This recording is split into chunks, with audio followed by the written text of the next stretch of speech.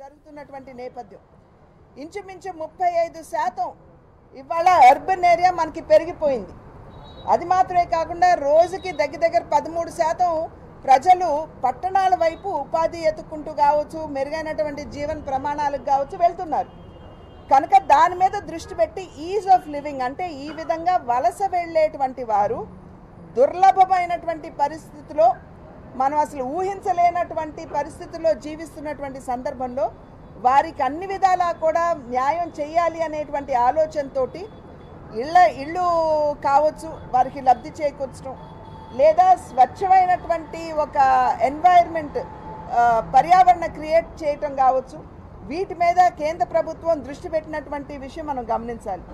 అందులోనూ ఈ మధ్య కాలంలో కనుక మనం చూసినట్లయితే అనేక సర్వేలు మనకి తెలియజేసినటువంటి విషయం ఏమిటంటే ఇప్పటికే భారతదేశంలో 25 కోట్ల మందిని పేదరికం నుండి దిగువ అంటే దిగువ రేఖను ఉన్నటువంటి పేదరిక రేఖకు దిగువ ఉన్నటువంటి వారిని ఇవాళ పేదరికం నుండి బయటకు తీసుకొచ్చారు.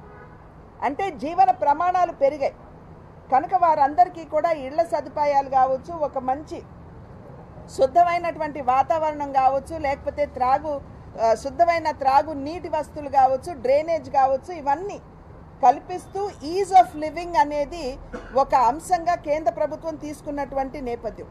అదేవిధంగా మనకున్నటువంటి మన సంస్కృతి గొప్పది. ఆ సంస్కృతిని అందిపుచ్చుకున్నటువంటి వారసునం మనం. వాటన్నిటినీ కాపాడుకోవాల్సినటువంటి బాధ్యత ఇవాళ మన తరం మీద ఉన్నది.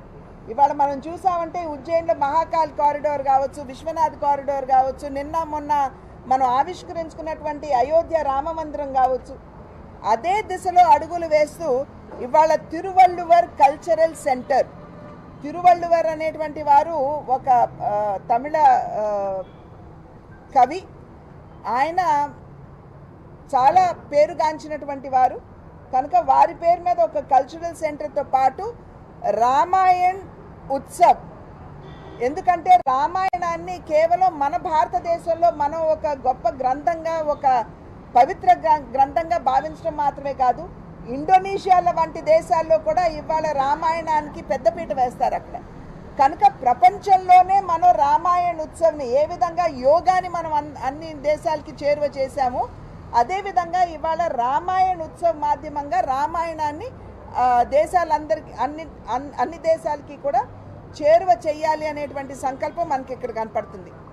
ఇంకా ఎడ్యుకేషన్కి సంబంధించి నేను చెప్పనవసరం లేదు. ఐఐటీల విస్తరణ, IIITల విస్తరణ, NITల విస్తరణ ఇవన్నీ కూడా గడిచిన 10 సంవత్సరాల కాలంలో జరిగింది.